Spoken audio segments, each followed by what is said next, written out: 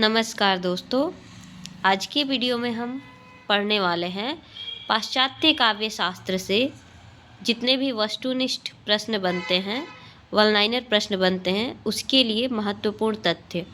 तो इस वीडियो में हम जानेंगे कौन कौन से महत्वपूर्ण पाश्चात्य विचारक हैं और उनकी कौन कौन सी रचनाएं हैं जो अक्सर हिंदी की प्रतियोगी परीक्षाओं में पूछे जाने वाले पाश्चात्य विचारक और उनकी रचनाएं, साथ ही कौन कौन से प्रमुख पाश्चात्य सिद्धांत हैं, काव्य सिद्धांत या साहित्य से संबंधित सिद्धांत, कौन कौन से वाद हैं और उसके प्रवर्तक या विचारक कौन कौन हैं। ठीक है, तो ये महत्वपूर्ण तथ्य हैं सभी प्रतियोगी परीक्षाओं के लिए वन लाइनर फैक्ट्स के रूप में। ये बहुत ही महत्वपूर्ण है, आप इसको ध्यानपूर्वक देखिए। तो पाश्चात्य जो काव्य शास्त्री या पाश्चात्य विद्वान जो हैं, जो साहित्य शास्त्र में अपना योगदान देते हैं, उनमें से प्रमुख हो जाते हैं प्लेटो, अरस्तु, Longinus, William Wordsworth, Coleridge, Croce, T S. Eliot और रिचर्ड्स। रिचर्ड्स ये कुछ महत्वपूर्ण नाम हैं जिनके बारे में अक्सर परीक्षाओं में पूछा जाता है। तो सबसे पहले हम बात कर ले प्लेटो का, प्रसिद्ध यूनानी विचारक। ठीक है, यूनानी दार्शनिक विचारक प्लेटो और अरस्तु।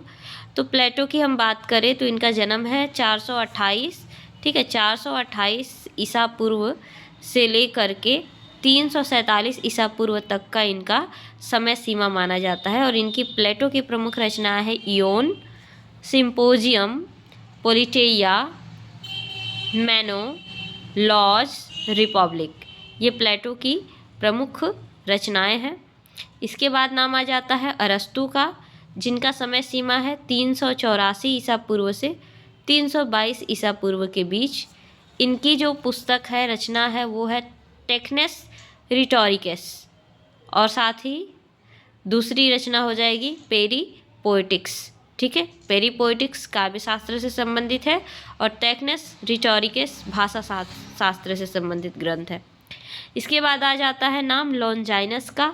लॉन्जाइनस जो हैं, इनका जो समय है वो पहली शताब्दी, पहली ईस्वी से लेकर और तीसरी ईस्वी, यानी पहली शताब्दी से लेकर के दूसरी शताब्दी के तीसरी शताब्दी के बीच में इनका समय सीमा पड़ता है। और इनकी जो पुस्तक है वो पेरी हुप्सुस या पेरी इप्सुस नाम से इनकी पुस्तक आती है। ठीक है, उसके बाद हम देखेंगे तो अगले जो विचारक महत्वपूर्ण हो जाते हैं पाश्चात्य विचारकों में, वो है विलियम वर्ड्सवर्थ। और इनका जो समय है वो 1770 इनका जन्म वर्ष है और 1850 इनका मृत्यु वर्ष है। और इनकी सर्वाधिक चर्चित रचना है लिरिकल बैलेड। लिरिकल बैलेड्स जो कि वर्ड्सवर्थ और कॉलरिज जो कि मित्र हैं आपस में, तो दोनों मित्रों ने मिलकर संयुक्त रूप से लिरिकल बैलेड्स निकाला था। और लिरिकल बैलेड के जो प्रीफेस है, जो उसका इंट्रोडक्शन है, जो प्रीफेस है लिरिकल बैलेड का, उसको जो है रोमांटिसिज्म का है ना घोषणा पत्र माना जाता है। ठीक है, तो विलियम वर्ड्सवर्थ रोमांटिक एज के महत्वपूर्ण कवि हैं। जो अंग्रेजी लिटरेचर में जो रोमांटिक एज चलता है उसके महत्वपूर्ण कवि हैं वर्ड्सवर्थ और कॉलरिज दोनों ही। और इनका प्रीफेस टू लिरिकल बैलेड्स, इसको जो है रोमांटिक एज का या रोमांटिसिज्म का मैनिफेस्टो या घोषणा पत्र माना जाता है। ठीक है, लिरिकल बैलेड ये महत्वपूर्ण रचना है। उसके बाद वर्ड्सवर्थ के मित्र हैं अगले कॉलरिज आ जाते हैं, सैमुअल टेलर कॉलरिज। इनका जन्म है 1772 और मृत्यु 1840। ये भी रोमांटिक एज के महत्वपूर्ण कवि हैं। इनकी जो रचना है, इनकी जो साहित्य शास्त्र से संबंधित रचना हो जाएगी, आलोचनात्मक ग्रंथ, वो है बायोग्राफिया लिटरेरिया। 1817 में ये रचना आई थी, महत्वपूर्ण है। इसमें हम कल्पना और फैंटेसी का सिद्धांत देखते हैं। बायोग्राफिया लिटरेरिया, उसके बाद the friends, aids to reflection, church and state, confessions of an inquiring spirit. ठीक, ये कॉलरिज की रचना है। इसके बाद हम अगले विचारक के रूप में देखेंगे तो आ जाते हैं क्रोचे। ठीक है, क्रोचे जो है, क्रोचे का जन्म हो जाता है 1866 ईस्वी में, मृत्यु 1992 ईस्वी। ठीक है, 1952 ईस्वी। और इनकी पुस्तक का नाम है एस्थेटिक। ठीक है, एस्थेटिक है, न्यू एसेज ऑन एस्थेटिक या सिंपली एस्थेटिक्स इनकी पुस्तक का नाम है। उसके बाद आ जाते हैं टी.एस. इलियट, जिनका पूरा नाम है टॉमस स्टर्न्स इलियट। इनका जन्म है 1888 और मृत्यु 1965। ठीक, इनकी पुस्तक है जो आलोचनात्मक पुस्तकें जो हैं इनकी, the sacred woods 1920, selected essays, the use of poetry and the use of criticism. The sacred wood है, उसके बाद सेलेक्टेड एसेज है, उसके बाद the use of poetry and the use of criticism. ठीक है, ये टी.एस. इलियट की पुस्तकें हैं। और टी.एस. इलियट की एक और पुस्तक पूछी जाती है, द वेस्टलैंड। उनकी काव्य की एक पुस्तक है द वेस्टलैंड, जिन पर उनको नोबेल प्राइज़ मिला है, तो उसे भी याद रखेंगे। फिर आ जाते हैं I.A. रिचर्ड्स, जिनका पूरा नाम है इवोर आर्मस्ट्रॉन्ग रिचर्ड्स। इनका जन्म है 1893 ईस्वी और मृत्यु है 1979 ईस्वी। ठीक, ये भी आधुनिक काल के प्रमुख पाश्चात्य समीक्षक विचारक हैं। इनकी रचना है द फाउंडेशन ऑफ एस्थेटिक, 1922 में आती है ये रचना। The meaning of the meaning 1923, the principle of literary criticism 1924, practical criticism 1929 और साइंस एंड द पोएट्री, और उसके बाद the philosophy and the rhetoric 1936 में। तो ये रचना है I.A. रिचर्ड्स। तो इतने विचारक जो हैं पाश्चात्य काव्य शास्त्र के, ये प्रमुख रूप से पूछे जाते हैं। इसके अलावा जो प्रमुख सिद्धांत जो पाश्चात्य विचारकों द्वारा दिए गए हैं, उसको हम देखते हैं कौन कौन से पाश्चात्य सिद्धांत हैं और उनके प्रवर्तक कौन कौन हैं। तो सबसे पहले नाम आ जाता है प्लेटो का। प्लेटो ने सबसे पहले अनुकरण सिद्धांत पे बात किया था। उन्होंने काव्य को प्रकृति की नकल ही कह दिया था। हालांकि बाद में उसको पुनर्व्याख्या करते हैं अरस्तु। तो मूलतः अरस्तु अनुकरणवाद के प्रवर्तक माने जाते हैं, लेकिन अरस्तु से पहले प्लेटो ने भी अनुकरण पर बात की थी। ठीक है, तो प्लेटो एक प्रत्ययवादी दार्शनिक थे। तो प्लेटो का सिद्धांत या वाद है प्रत्ययवाद या और आदर्शवाद। ठीक है, प्लेटो। उसके बाद अनुकरण का जो सिद्धांत है वो अरस्तु द्वारा दिया गया। विरेचन का सिद्धांत भी अरस्तु द्वारा दिया गया और त्रासदी का सिद्धांत भी अरस्तु के द्वारा दिया गया। ठीक, इसके बाद आ जाता है लॉन्जाइनस का उद्दात का सिद्धांत।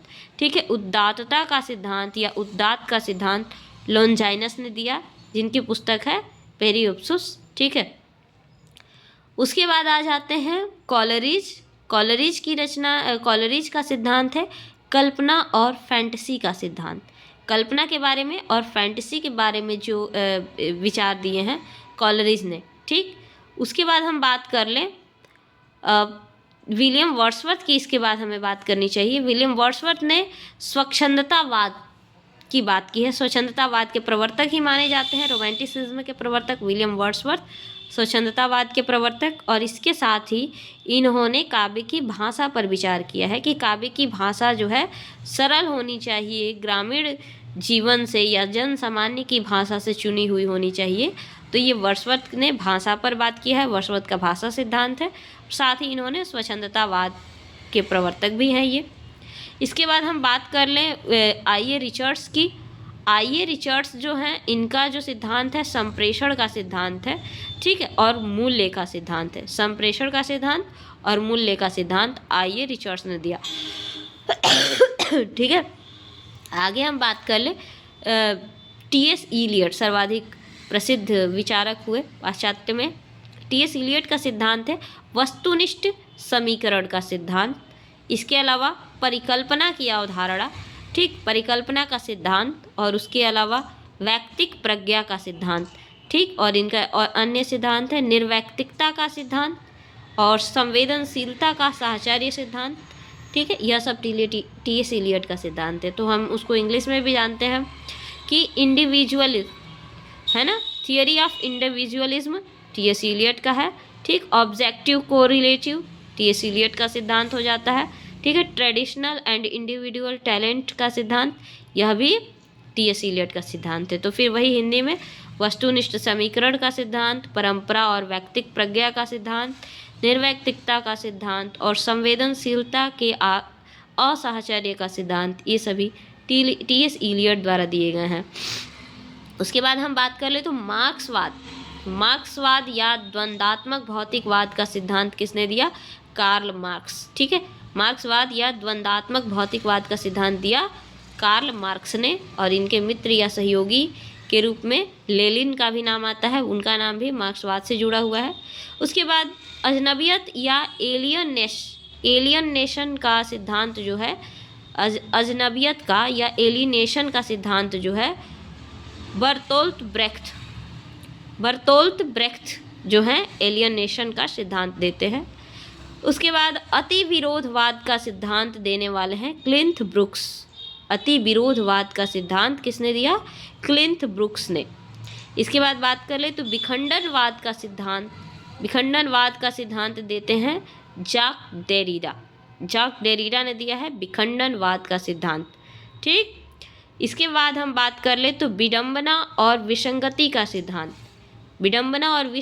सिद्धांत दिया क्लिंथ ब्रुक्स ने ही।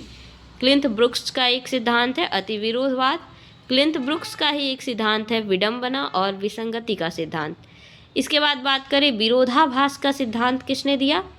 रॉबर्ट पेन वारेन ने दिया है विरोधाभास का सिद्धांत। ठीक, इसी प्रकार कॉलरिज ने क्या दिया? कल्पना और फैंटेसी का सिद्धांत। कल्पना का सिद्धांत भी और फैंटेसी का सिद्धांत भी कॉलरिज ने दिया। और अगर हम अपने हिंदी काव्य में देखते हैं तो फैंटेसी पर बात करने वाले या फैंटेसी शिल्प का प्रयोग करने वाले का नाम याद रख सकते हैं आप, मुक्तिबोध। ठीक है, वैसे कल्पना और फैंटेसी का सिद्धांत जो है कॉलरिज ने दिया। फिर बात कर ले अस्तित्ववाद का सिद्धांत किसने दिया?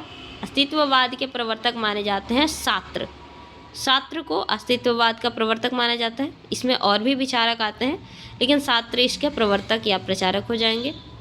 उसके बाद अति यथार्थवाद का सिद्धांत देने वाले आंद्रे ब्रेंता अति यथार्थवाद का सिद्धांत दिया उन्होंने।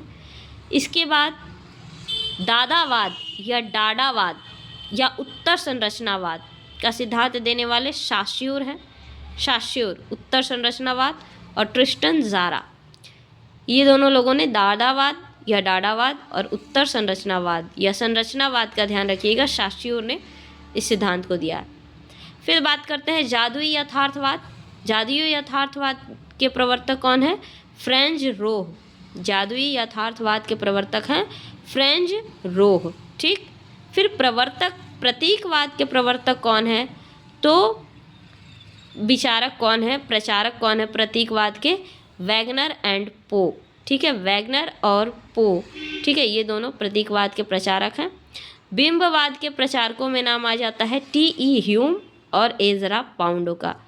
टी.ई. ह्यूम और एजरा पाउंड बिंबवाद के लिए जाने जाते हैं। और मिथक से किसका संबंध है? लेवी स्ट्रास। मिथक पर विचार करने वाले विचारक लेवी स्ट्रास और दुर्खेम। ठीक है, उसके बाद अभिव्यंजनावाद के प्रवर्तक कौन है? अभिव्यंजनावाद के प्रवर्तक हैं क्रोचे।